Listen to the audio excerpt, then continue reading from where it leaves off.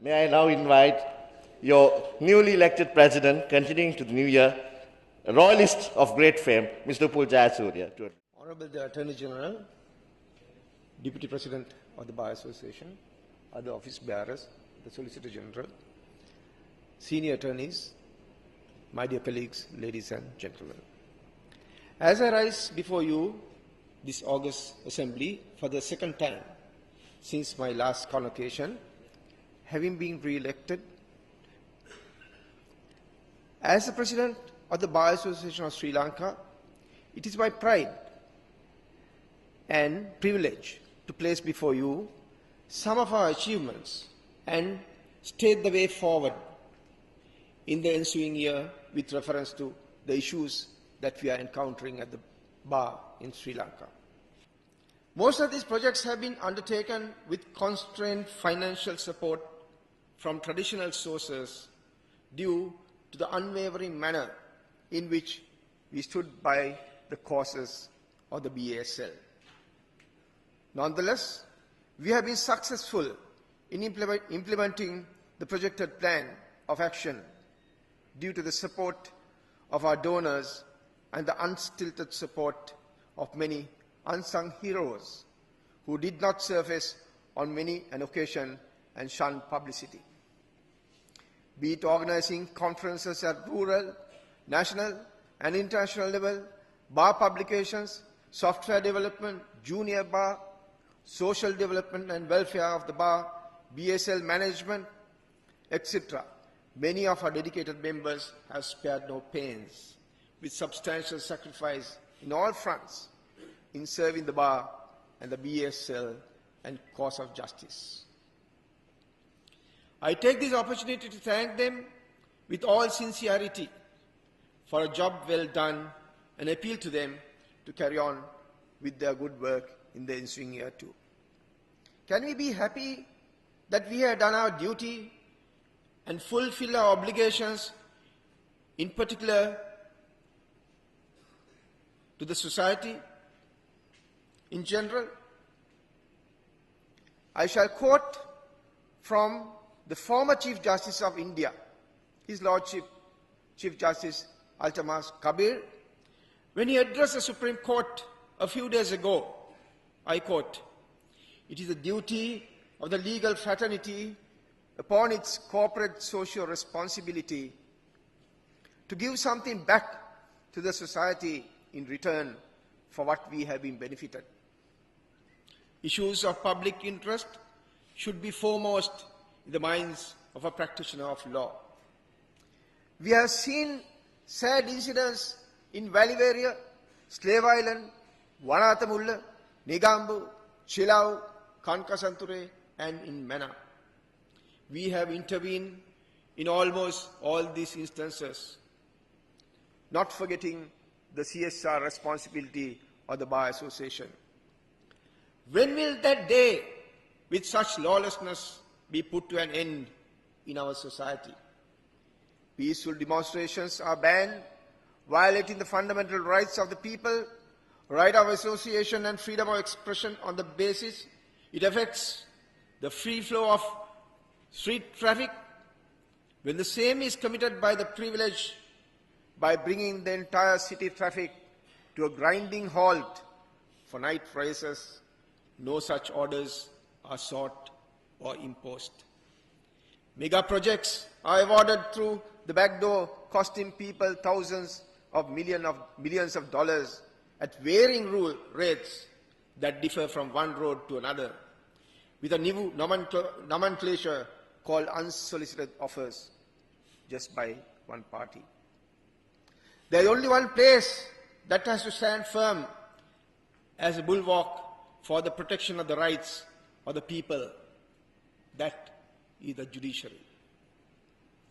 The appointing process of the judges that was once vested with the Constitutional Council is now vested with a single individual whose criteria is not the suitability, qualifications, or seniority, but mere arbitrary practice that lacks transparency. In total violation of the Latham House principles, to which we are signatories. Fundamental rights of working class, such as right to strike, right to protest, and the right to express their views through peaceful protest, which are guaranteed by local laws, including the Constitution and international covenants, are being stifled by way of restraining orders obtained from courts. Honorable the Attorney General, we are aware that even officers in your department are under severe pressure at times. Those who are in the highest echelons of governance are blatantly violating the law with the full glare of public scrutiny. If this situation is permitted, it would create a dangerous trend where the privileged persons have no law to obey. The bar and the bench can be referred to as the two sides of the coin, which are inseparable, as it cannot exist without the other. To achieve the independence of the judiciary, the independence and the strength of the bar is imperative.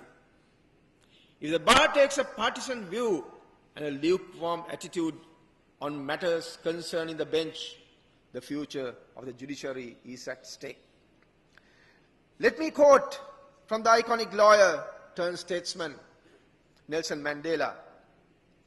Our new order must therefore be based on constitutional democracy in which, regardless of race, gender, religion or political opinion, the law will provide for the equal protection of all. It will be an order in which the government will be bound by a higher body of rules, an empire of rules, empire of laws, and will not govern at its discretion. The 43rd Chief Justice herself had to pay her price and sacrifice with more than a decade and a half of her judicial career for standing up to her integrity. Up to date, she has been hounded out. Permit me to quote from Mahatma Gandhi, "The weak can never forgive. Forgiveness is the attribute of the strong." We, the bar, shall firmly be committed to the causes that are paramount to our integrity and the independence we stand for at the bar, with no change of course. When we recount the circumstances, time and personages of this tragic background and the guiltless life of Justice Sri Skandaraja, we find that the wrongs of headless anarchic attitudes and the ruin of a nation are on the cards and on the heads of the people of this country. The deprivation of that humble, simple man who sat behind the bench has been robbed from the Sri Lankan nation, a judge whom we could call a judge in the literal sense of the words.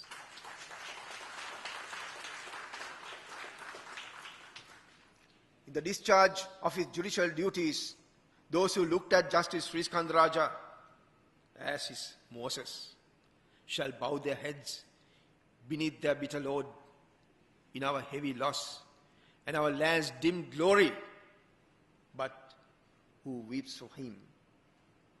The hour is upon us when we must cry, though no mortal may ever hear of us. No more of him, but let's awake from the fearful palsy fallen upon the people and the answer to ourselves and to the system that robbed him of his rightful place.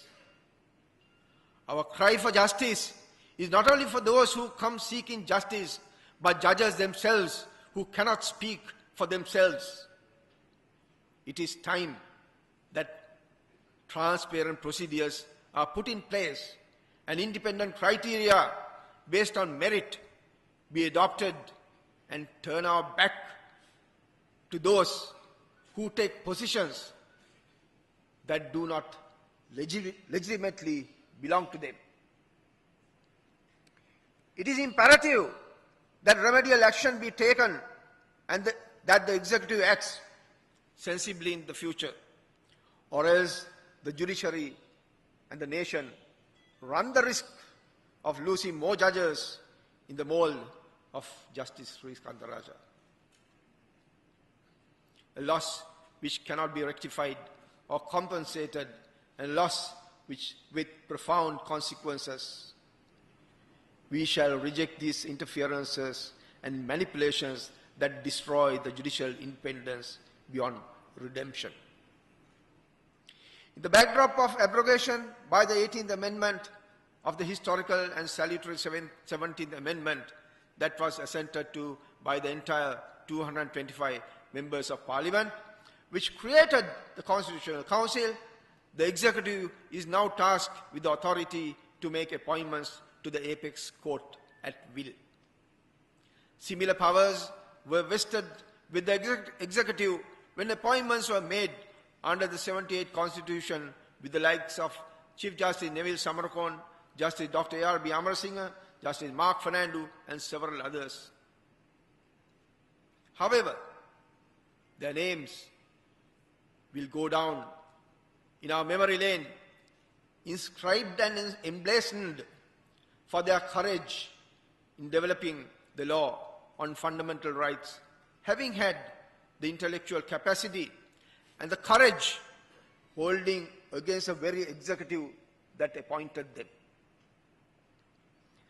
Permit me to pay a tribute to another stalwart, a giant of the Supreme Court bench, who retired having blazed a trail in our legal history, Justice Nimal Gamani Amaratunga, who bowed out a few months ago, has bequeathed an unmatchable legacy to his successors in office, is not only an inspiration, but a stimulation to everyone else to follow his footsteps. He deserves the veneration of the legal fraternity on the fearless manner in which he handled many contentious issues, including the interpretation of the powers of the Parliamentary Select Committee. We wish him good health and happiness. An independent, impartial, honest, and competent judiciary is an essential prerequisite and is integral to upholding the rule of law, enhancing public confidence in the judiciary. The function of the judiciary is to interpret and apply the national constitution and legislation consistent with international human rights conventions and international law. To secure these aims, Latim House Principles, a product of Commonwealth, was adopted in 2006, having laid the following principles which are flouted in Sri Lanka with venom. Let me quote these principles. Judicial appointments should be made on the basis of clearly defined criteria and by a publicly declared process. The process should ensure equality of opportunity for all who are eligible for judicial office. Appointment on merit, and that appropriate consideration is given to the need for the progressive attainment of gender equality. Arrangements for appropriate security of tenure and protection of levels of remuneration must be in place. Interaction, if any, between the executive and the judiciary should not compromise judicial independence. Judges should be subject to suspension or removal only for reasons of incapacity or misbehavior that clearly renders them unfit to discharge their duties.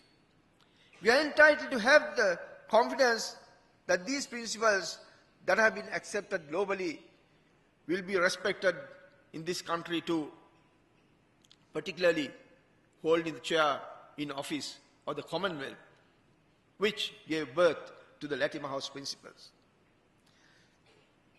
There should be a set of transparent criteria and due process for the appointment and promotion of appellate judges, which is not vested solely in the hands of the appointing authority. Judges must be financially secure. At least the judges of the superior courts, who are relatively few in number, should continue to receive all the benefits that they enjoy as sitting judges until their death. The obnoxious practice of conferring privileged positions on judicial officers after retirement at the discretion of the executive should cease. Permit me to quote Sir Winston Churchill from what he observed. I quote, "The principle of complete independence of the judiciary from the executive is the foundation of many things. The judge has not only to do justice between man and man, he also has to do justice between the citizens and the state." In many instances, we hear people proclaiming that they have done right and make an attempt to justify, knowing very well that they have not done right. For those, I would like to quote the Indian icon, Mahatma Gandhi. The great, he said, "There is a higher court than the court of justice, and that is the court of conscience. That supersedes all courts." The time has come to drive sanity and restore intact in full glare of public scrutiny. Judges and lawyers, near and far, let's get together and cry for justice and equity. Cry for rule of law, independence of judiciary, and save the nation's life and save it from tyranny. The integrity and the independence of legal system and judicial institutions and the very law itself cannot be of concern to only lawyers and judges in Sri Lanka. Rather, it is of paramount concern to all citizens to have regard and respect for rule of law, and it is the paramount duty of both the judiciary and the bar to guard and protect this cardinal principle.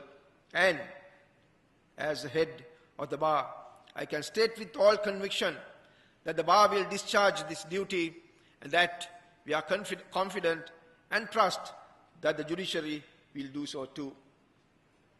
Honorable the Attorney General, you made references to the sweet memories of the times that we spent nearly 50 years ago. You and I studied from a college under the same roof. I'm proud to say, I think there are many in the head table, except one, have come from the same school. And I'm also proud to make another reference to the new secretary, Mr. Ajit Pathirana. He has also been the head prefect of the same school, who is better known and better referred to as a head cop. So I'm sure we have made a formidable team. I have had the assistance of the executive committee during the previous year. In many issues, we have discussed, we have argued, but finally we have come to an agreement and we have implemented what was best for the bar. We have one more year to go, and I'm sure I will get the same assistance or even better. Particularly, I also take this opportunity to thank my Deputy President, who was with me at all times. He never thought it fit to get out on the road and criticize the Bar Association. There was never a cause for it. So I thank you, Prasanna. Thank you for a good job done. Let's get together and move forward. Thank you, ladies and gentlemen. Thank you for all your presence.